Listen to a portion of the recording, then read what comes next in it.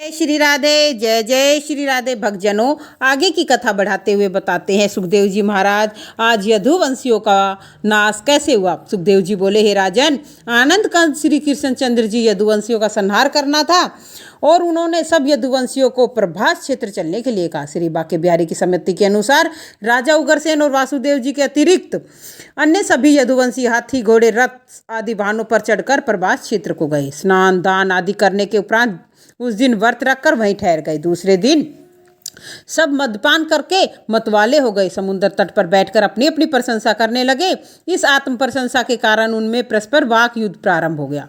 अब इतना अधिक बढ़ गया कि वे सब बाण, खड़ग, गदा आदि अनेक शस्त्रों के द्वारा आपस में युद्ध करने के लिए उठ खड़े हुए। यह देखकर श्री बलराम जी और श्याम सुंदर जी अलग बैठकर उनका युद्ध देखने लगे। जब लड़ते लड़ते उनके शस्त्र टूट गए और हाथी, घोड़े आदि सब मारे गए, तब वे उस मूसल के रेत जो ऋषि के श्राप से प्रकट हुआ था, हमने आपको पहले कथा में बताया था, से उत्पन्न एरा नाम की घास उखाड़ उखाड़ कर एक दूसरे को मारने लगे। दुर्वासा ऋषि के श्राप के कारण यदुवंशी अपने प्राण त्याग कर पृथ्वी पर गिरने लगे। तब 56 करोड़ यदुवंशियों का वंश उस आपस की लड़ाई से नष्ट हो गया। जब श्री मुरली मनोहर बलराम जी के अतिरिक्त कोई जीवित न बचा, तब बलराम जी ने अपने सब वस्त्र उतार दिए और एक कोपिन बांधकर समुद्र में तट पर जा बैठे और वे योगाभ्यास द्वारा अंतर्ध्यान हो गए, गोलोक को चले गए। श्री बलराम जी के जाने के बाद श्री कृष्णचंद्र जी भी अपना चतुर्भुज स्वरूप धारण कर शंख, चक्र, गदा, पद्म लिए समुद्र के तट पर एक पीपल के वृक्ष के नीचे जा बैठे। वहाँ जहाँ समय वे क्षेत्र और वृक्ष की पीठ की सहारा लिए अपने बाएं घुटने पर दाहिना पैर रखे लेटे हुए थे, बैकुंठ लोक को जाने की कामना कर रहे थे। उसी समय उनकी इच्छा से जरा नामक एक केवट, जो बलि का अवतार था, धनुष बाण लिए हुआ घूमता फिरता उधर आ निकला। उसने दूसरे से ही जब श्री बाके बिहारी के चरण को चमकते हुए देखा तो उसने सोचा, ये मृग समझकर, मृग को समझकर, मृग की आँख है, उसको समझकर धनुष पर बाण चढ़ाकर छोड़ दिया। वह बाण श्री हरि के चरण में जाकर लगा। उस बाण से वे में मछली के पेट से निकले हुए उस मुसल के शेष बचे हुए टुकड़े का फल लगा हुआ था। जो वो छोटा सा टुकड़ा बच गया था वो उठा ले गया था। ये हमने आपको पहली कथा में बताया था। और जब वह केवट अपने शिकार को ले समीप जा पहुंचा तो मृग के स्थान पर तिरुवनपति के चरण पर अपना बाण लगा हुआ देखकर अत्यंत भयभीत हुआ और कांपता हुआ प्रार्थना करने लगा। व्याध ने अब बहुत विलाप किया। तब श्री बाके बिहारी ने मुस्कुराते हुए उससे कहा, हे व्याध, तुम चिंतित मत करो, तुझसे कोई अपराध नहीं हुआ, ये सब मेरी इच्छा अनुसार हुआ है। मैंने ब्राह्मण के श्राप को सत्य सिद्ध करने के लिए ही यह सब लीला की है। तुझे लेने के लिए बैकुंठ से विमान आ रहा है, इसलिए तू धैर्य रख। श्री श्याम सुंदर जी के मुख से ऐसे वचन निकलते ही उसी समय वह वहाँ एक विमान आ पहुँचा। तब श्री मुरली मनोहर के आज्ञा के अनुसार वह व्याध दिव्य स्वरूप धारण कर उस विमान पर बैठकर बैकुंठ को चला गया। व्याध में के बैकुंठ लोक जाने के पश्चात एक दारुक नाम सारथी श्री मुरली मनोहर को ढूंढता हुआ उस स्थान पर आ पहुँचा। सारथी ने जैसे ही श्री राधे के पास पहुँचे और उनके पास पहुंचकर प्रणाम किया, वैसे ही श्री बाके बिहारी के अनुसार वह रथ घोड़ा सहित उड़कर आकाश में चला गया। श्री श्याम सुंदर जी ने दारुक से कहा, हे दारुक, तुम द्वारिका में जाकर वासुदेव आदि यदुवंशियों को सब यह हाल सुनाना और यह समझा देना कि आज के 7वें दिन द्वारिका पूरी समुद्र में डूब जाएगी। इसलिए वे सब लोग सहित अपनी अपनी वस्तुएं लेकर अर्जुन के साथ हस्तिनापुर को चले जाए। इसके अतिरिक्त मेरी ओर से अर्जुन से यह कह देना कि वह मेरे बैकुंठ जाने का कोई सोच न करे तथा सभी स्त्रियां, वृद्धों और बालकों को अपने साथ हस्तिनापुर ले जाकर और जो मैंने गीता में उसे ज्ञान दिया था, समझाया था, उसे सत्य मानकर सदैव मेरे चरणों का ध्यान धरता रहे। हे सारथी, मेरे ध्यान एवं भजन करने और सब धर्म का पालन करने के कारण तुम भी मुक्त हो जाओगे। हे परीक्षित, श्री मनोहर के मुख से यह वचन सुनकर दारुक उनसे विदा हो विलाप करता हुआ द्वारकापुरी चला गया। हे राजन, इसके पश्चात सभी देवता श्री द्वारिकानाथ जी के लिए अपने अपने लोक से दिव्य विमान ले आकाश में खड़े उनकी स्तुति करने लगे। श्री नट नागर ने उन सब देवताओं को आकाश में एक तीर देखा तो वे विद्युत के समान चमककर पलक मारते हुए बैकुंठ में इस प्रकार जा पहुँचे कि कोई उनके स्वरूप को भी ठीक से नहीं देख सका। जब दारुक सारथी ने द्वारिका में पहुंचकर यदुवंशियों के मरने के और श्री श्याम बलराम के बैकुंठ पधारने का समाचार उग्रसेन वासुदेव आदि को दिया तो वो सब छोटे बड़े स्त्री पुरुष वहां उपस्थित थे, वे सब रोते पीटते व्याकुल हो गए और प्रभास क्षेत्र की ओर दौड़े। वहां जाकर जब उन्होंने समुद्र तट पर यदुवंशियों के शव पड़े देखे तो श्री श्याम बलराम को कहीं नहीं पाया और वासुदेव देवकी और राजा उग्रसेन शोक में व्याकुल हो गए और वही मृत्यु को प्राप्त हो गए। तदुपरांत रुक्मणी, सत्यभामा आदि श्री श्याम सुंदर की 8 पटरानियां एवं श्री बलभद्र की अर्धांगिनी रेवती भी वहीं चिता जलाकर सती हो गई। प्रद्युम्न आदि सब लोगों की पत्नियां ने भी उन्हीं का अनुकरण किया। उस समय अर्जुन भी वहां पहुंचे और उन्होंने यह दृश्य देखा और दारुक सारथी के मुख से श्री मुरली मनोहर का संदेश सुना तो उन्होंने ऐसा शोक जताया कि उसका वर्णन किसी प्रकार नहीं किया जा सकता। अंत में उन्होंने गीता ज्ञान के अनुसार अपने मन को समझाकर धैर्य किया। इसके बाद सब लोगों को ने अपने अपने घर वालों के मृतकों शरीर को यथाविधि दाह संस्कार किया। जिनके कुल में कोई शेष नहीं रहा था उनका क्रियाक्रम अर्जुन ने किया। इस प्रकार जब वहाँ 3 रात्रि व्यतीत हो चुकी, अर्जुन और अनिरुद्ध के पुत्र वृज नाम एवं बचे हुए स्त्री बालक और वृद्धों को अपने साथ ले जाकर ब्रज को चल दिए। उसी समय मुरली मनोहर के निवास स्थान के अतिरिक्त संपूर्ण द्वारिकापुरी समुद्र में डूब गई। कुछ दिनों बाद युधिष्ठिर ने इंद्रप्रस्थ के सिंहासन पर अपने पौत्र परीक्षित को बिठाया और मथुरा का राज्य भी श्री कृष्णचंद्र जी के वंश में बचे विरज नाम को दे दिया। फिर 5 भाई विरक्त हो उत्तर दिशा की ओर चले गए। वहां वे हिमालय में गलकर मुक्ति पद को प्राप्त हुए। हे परीक्षित, श्री मुरली मनोहर जिस दिन बैकुंठ को पधारे उस दिन संसार में धर्म तथा सत्य उठकर उनके साथ चला गया।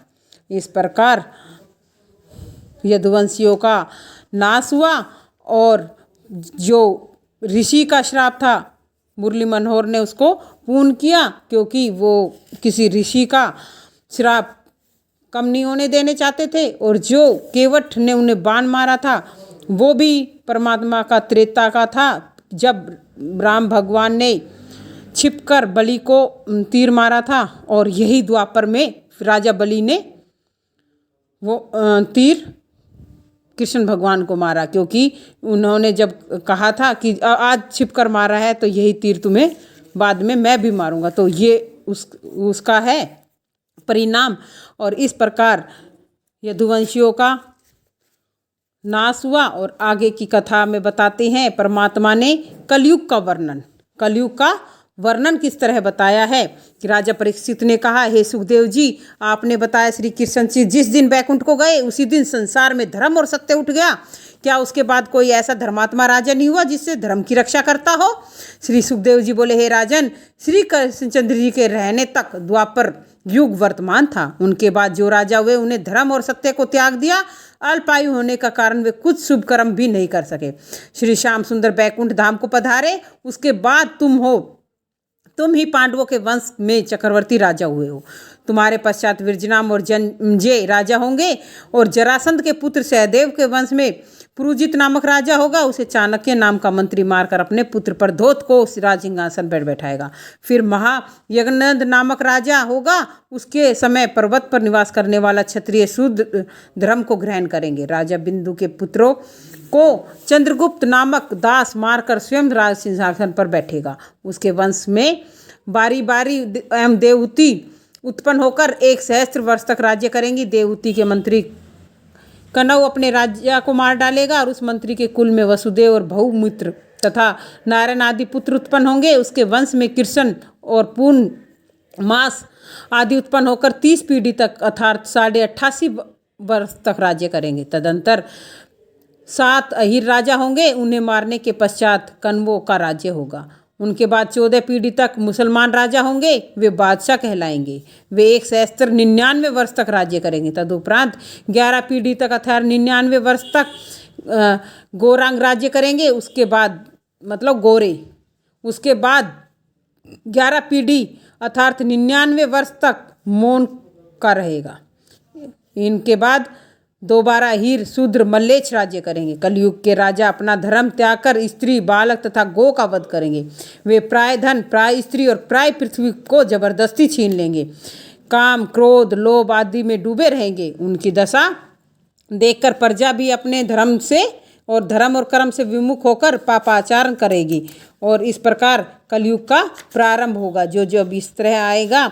और हे राजन, कलयुग में संसारी मनुष्य अल्प आयु होने के साथ उनमें शुभ कर्म न बन पड़ेंगे। राजा अपनी प्रजा को दुख देकर अन्न के चारों भाग स्वयं ही ले लेगा। पाप अधिक बढ़ जाने के कारण 20-22 वर्ष से अधिक आयु तक कोई जीवित नहीं रहेगा। थोड़ी आयु होने पर भी पृथ्वी पर धर्म को लेने के लिए परस्पर झगड़ा करेंगे।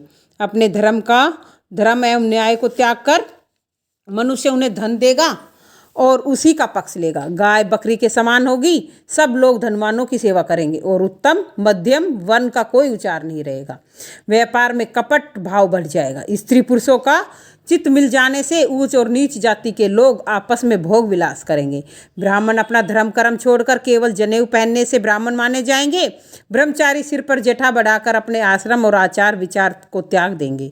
उत्तम वर्ण यदि दरिद्र हो तो लोग उसे छोटा मानकर और मध्यम वर्ण वाले धनवान को बड़ा मानकर सम्मान देंगे। झूठी बातें करने वालों की वाला बकवादी ज्ञानी समझा जाएगा और केवल स्नान को ही बड़ा आचार समझा जाएगा।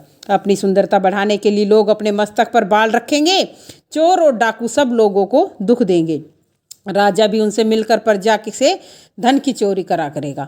कुलीन स्त्रियां प्राय की अभिलाषा रखेगी। सब लोग अपने कुटुंब का पालन ही सबसे अच्छा काम समझेंगे। वृक्ष छोटे रह जाएंगे। औषधियाँ गुणहीन होंगी। चारों वर्णों का धर्म शूद्रों के समान होगा। गृहस्थ लोग अपने माता पिता को त्याग कर ससुर और साले अर्थात पत्नी की आज्ञा का पालन करेंगे। लोग अपने पास के तीर्थों पर विश्वास न करके दूर के तीर्थों पर स्नान दान करेंगे और दर्शन करने के लिए जाएंगे। सन्यासी अपना धर्म कर्म त्याग कर केवल गेरवा कपड़ा पहने ही दंडी मालूम होंगे। हे राजन, कलयुग के अंत में श्री नारायण धर्म की रक्षा करने हेतु संबल नामक देश में गौड़ ब्राह्मण के घर निष्कलंक अवतार लेंगे। वे नीले घोड़े पर चढ़कर सहस्त्रों दुष्टों अधर्मियों और पापियों को अपने खड्ग से मार डालेंगे। उनके दर्शन मिलने से बचे हुए लोगों को ज्ञान प्राप्त होगा।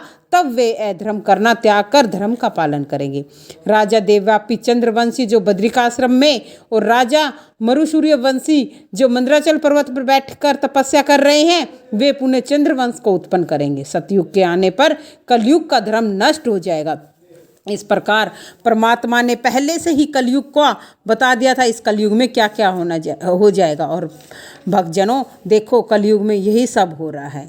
परमात्मा ने पहले ही बता दिया था कि कलयुग में क्या क्या होगा। हे राजन, जो राजा दूसरे का राज्य और धन लेने की इच्छा से परस्पर लड़ते हैं, उन्हें देखकर पृथ्वी हंसती हुई कहती है कि देखो, यह सब लोग मृत्यु के भोजन होने पर भी मेरे स्वामी बनना चाहते हैं। यह सब अपने पिता और पितामह की मृत्यु को देखकर भी संसारी मोहमाया को नहीं छोड़ते हैं।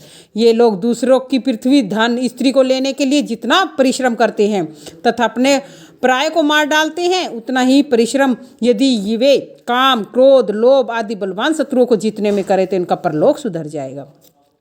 राजा पृथु पुरखा गांधी नुहू सहस्त्रार्जुन मंदाता सगर खटवाग दुदमन रघु तृणबिंदु ययाति शरियाति कुवल याशव बलि नग और हिरण्याकश्यप हिरण्याक्ष वृतासुर रावण भौमासुर आदि प्रताप सूरवीर गुणी तथा योगी राजा मेरे ऊपर रहकर भी अपना कहते कहते मृत्यु को प्राप्त हो गए और मैं किसी के साथ नहीं जाकर यहीं रह गई। तब यह कलयुग के छोटे छोटे राजा जो कुछ भी पराक्रम हो धर्म नहीं रखते, वे मुझे अपना मानकर परस्पर व्यर्थ ही लड़ते हैं। इसलिए मनुष्य शरीर पाकर यह उचित है कि अपने मन की संसारी मोह माया से अलग रहकर श्री हरि की लीला और कथा को सुने और उन्हीं के चरणों में प्रीति लगाए।